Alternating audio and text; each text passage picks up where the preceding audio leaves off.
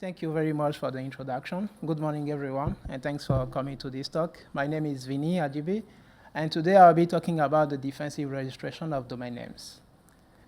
Domain names, as we all know, is an essential asset for companies of every size, and companies use those domain names to establish an interface between them and their customers, such that customers can access the company's services remotely. And in most cases, that communication works without any issues. But it so happens that sometimes, while trying to access the company's domain name, users end up accessing a domain name that is similar to the actual thing. In the literature, we have a pretty good sense of how users can end up accessing domain names they did not aim to. So this might happen because the user made a typing mistake, or because there was a hardware error that led them to a different domain name. Or again, because the user got presented with something that is so confusing that they did not know whether it was real or not. And any of those things can happen across any of the 1,500 top-level domain names that exist. And we know that adversaries are aware of that threat, and sometimes they go ahead and register some of those domain names to use them maliciously for many types of activities. We also know that companies can go ahead and register some of those domain names to protect their brands and their customers. But unfortunately, unlike how well we know the strategies of adversaries, we have really little knowledge about how companies are going about defensive registrations. And that's the purpose of this study. And we aim to do a comprehensive analysis of defensive registration in the state of the art.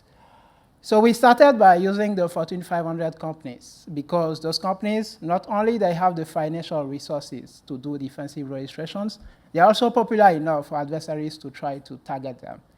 And so using the 500 corporate domain names of those companies, we generated a wide range of transformations for those companies. Most of those transformations apply directly to at the character or word level of each of the domain names. So here we are doing capital 1. But then there are some that use secondary information about the company. So on the first row, first column, we have abbreviation squatting, which consists of using abbreviated terms in the company's name to make a domain name.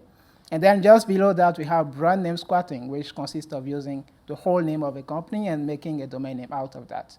There was also one that we found really prevalent in our data, which was not studied before, which we called the stock name squatting, which basically consists of using the ticker symbol of a company as a domain name. And we apply all those transformations for which they are generative models in 383 GTLDs. And that led us to 147 million domain names, which we studied for defensive registrations. Now, given the context in which we study defensive registrations and the companies for which we studied that, identifying which domain name were defensively registered came with a few challenges. So first, we found that many of those companies, as large as they were using name servers that they did not operate internally. There were also a bunch of whois records that we collected were redacted, presumably because of GDPR and other privacy policy related. And we also found that those companies, being as large as they were also frequently doing measures and buying other companies. So it was hard to keep track of what name a company had in, let's say, 5 years ago. And in order to address those challenges, we combined a wide range of data to establish a really solid ground truth data to use. So we started by using CZDS zone files, from which we identified the authoritative name servers for each of the domain name that we generated. And for each of those name servers, we thoroughly checked that they were used only by the company. And to get to that ownership, we used whois records and the registrant organization field in the whois records, which we matched conservatively to the names that we found for each company. And in order to establish the list of alternative names used by a company, we leveraged data from the US Securities and Exchange Commission data, which we combined with Wikipedia to find which company acquired which company, and then any other type of measures that happen. And using all those data, we established a methodology with 4 conditions under which we consider the domain name to be defensively registered. So first, we consider a domain name to be defensively registered if all the name servers configured to it are subdomains of the base domain name from which we generated it. If that is not the case, then we check that those name servers are still owned by the company. And then if that's still not the case, we go to the whois record of that domain name, and we check that the registrant organization in the whois record points to the company or their subsidiaries. And last, as a last resort, if any of the three does not work, then we check the email address in the whois records. And if the domain name in the email address points to a domain name owned by the company, we consider that as a defensive registration as well. And applying all those 4 conditions, we found almost 20,000 defensively registered domain names, with 53 companies having no defensive registration using our methodology. And for those that had some, we can see on the plot that the values are kind of spread across the board. And so that got us curious about what makes a company be on this side of the plot rather than on the other side of the plot. And to answer those questions, we ran correlation analysis. And at a statistically significant probability of 95%, we found 5 features that were kind of correlated with how many defensive registration a company did. Those features kind of describe the security posture or the financial posture of a company. So first, we found that the companies with the more popular domain names had more defensive registration than others. We also found that companies whose transformations appeared a lot on abuse lists, such as phishing lists, had more defensive registration than others. And then so did companies with a lot of financial assets. We also found that the companies that hired more security analysts tended to have more defensive registration in general. And companies whose domain name was shorter did more defensive registration than those that had longer domain names. And now, having established what factors kind of correlate with how many defensive registration the company did, we were curious to know what transformation they register if they do so. And when we look at that, we can see that more than 80% of the companies focused solely on, mainly on TLD squatting. And in the paper, we have a whole section that describes which GTLDs companies chose and how that related with the industry. And that's followed by typo squatting and a few other transformations. And now we wondered how well that preference of companies aligned with researchers' interest in defensive registration related to those transformations. And when we bring that into the picture, we can see that even though in some cases there seems to be an alignment, the alignment isn't perfect. And we look especially at brand name squatting and stock name squatting, and we can see that companies have been focusing a lot on registering those transformations, but the researchers haven't been really interested in them, which got us curious about if the companies are not taking input from researchers for their defensive registrations, who are they turning to? And we got that answer by looking at the registrars that were responsible for most of the defensive registrations. And so in our analysis, we found that there were a few registrars that made up to 97% of the defensive registrations. And those registrars claim to offer online brand protection services to companies. And given that those companies have a whole business around protecting others, we got curious about how effective what they were doing was. And in our paper, we measured effectiveness in 2 ways, leveraging passive DNS data covering 3 years from a large US ISP. So our first condition for measuring effectiveness was we measured how well the providers were protecting their current customers, and then we measured how well they would protect prospective customers. In the interest of time, I will only focus on the second one, and I invite you to read more about the first one in the paper. So in the second case, what we aimed to do was to assess how likely a provider was to register the most valuable domain name for a new customer. And here we consider the 53 companies with no defensive registrations as new customers. And we generated all the transformation that we studied in the paper. And then, given that this is a scenario of proactive registrations, we try to identify those domain names that the providers could have registered for those companies, meaning those that were available for registration at a point in the past. And we leverage historical quiz records as well as daily zone files data to get to that.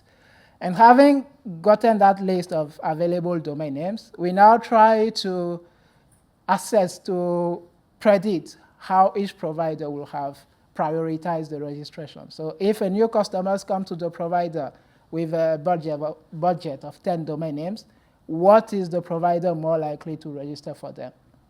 And in order to do that, we relied on machine learning model, which we used as recommender models to learn the preferences of each of the providers.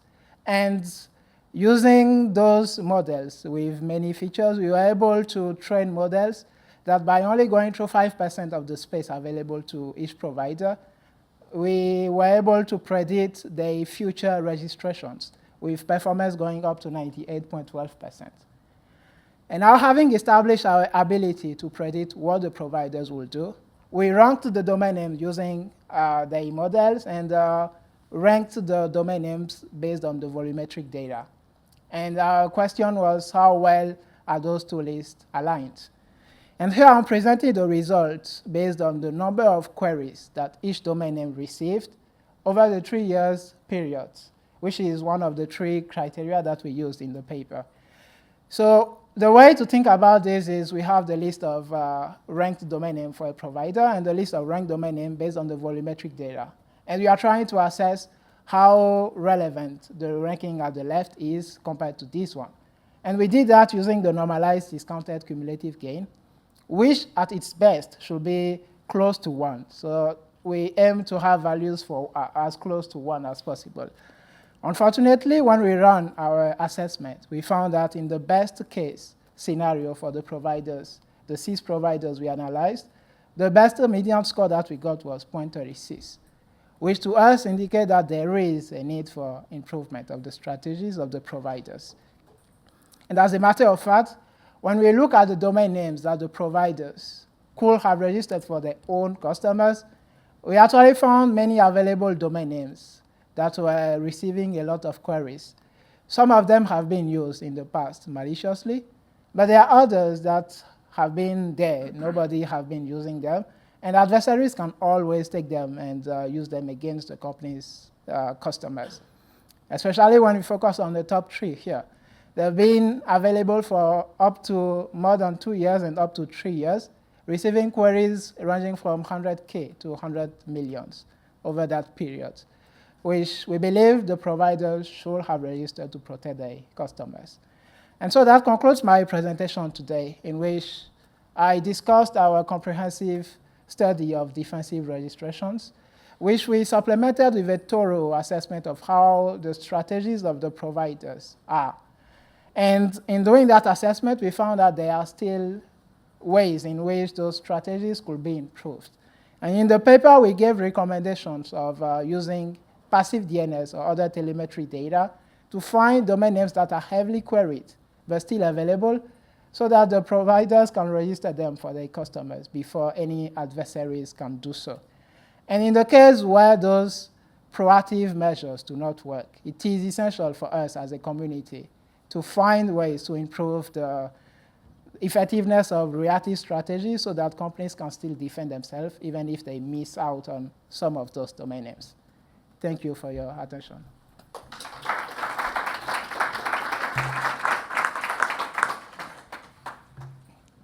Hi, I'm Barry Liba. Thank you for this work. I want to roll back to one of the first things you said, that domain names are a critical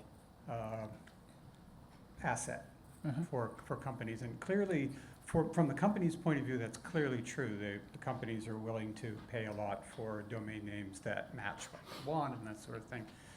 But think about from the customer's point of view, the user's point of view, the average person's point of view. When was the last time you, other than for research, typed in a domain name? Right? You don't tend to. You tend to tap on something on your phone. You use a dedicated app. You scan a QR code, or you put something into a search engine. We used to have the lore that the most common search term in Google was Yahoo, because nobody types yahoo.com anymore. They just type into the bar what they want to search for. So some research that I would like to see that goes along with this is what's the actual relevance of domain names to users these days? How much do users care whether your domain name is ndss.org or XY57392, as long as if I search for NDSS, I find what I'm looking for. So I'd like to see some research on that, and I'm just sort of putting this out to everybody, that we always assume that domain names are the critical bit, and I think that for users, that's not really true anymore, and we need to rethink that. Okay, thank you very much. I appreciate your recommendation. Hi, great talk. This is fascinating. So Chris Fennell, I work for Walmart Global Tech, so we're Fortune 1 on this list. And so I think there's a assumption that you're making, and actually in the paper you mentioned Walmart, and you mentioned Wal-Mart. Well, if you go back to the history of the internet, people were putting hyphens in their names and stuff like that, and it turns out it speaks to that problem where it's not, when you actually type Walmart, people weren't putting the dash, so they couldn't find it, right? So you listed it as unknown, but Mercedes-Benz also had a dash in their name. Sherman-Williams, there's a list of companies that had dashes in their names, and I think you might be classing them as unknown, but really it's just part of how the internet sort of evolved, right? And so the other thing is too, have you talked to the retail ISACs? The retail companies get together and they talk about how to do defensive strategies, that kind of thing. I think your work is missing all of that. And the reason is because if a domain is left up there, do you not think the Fortune 500 has thousands of lawyers trying to issue domain takedown requests? And likely what you're finding are other companies or people trying to squat, like any other domains, are other things that people are using maliciously. I can tell you that there are millions of takedown requests every day.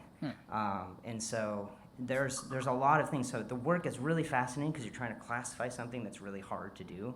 But I think you actually should probably reach out to, and I'm happy to talk more about our own posture and that kind of thing. So it speaks to a really big problem that you're highlighting, but it's like you probably should talk a little bit more to how they're actually doing some of the strategies. I didn't see that in the paper. Fantastic analysis, so thank you.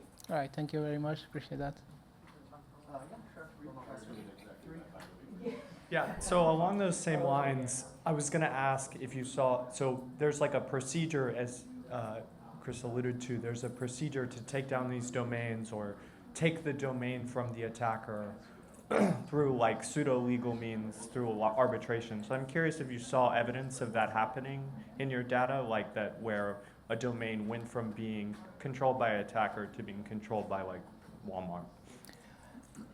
Thank you for the question. So we did found a few cases, but then in this study, our focus was on proactive registration, so those that the companies were the first to register.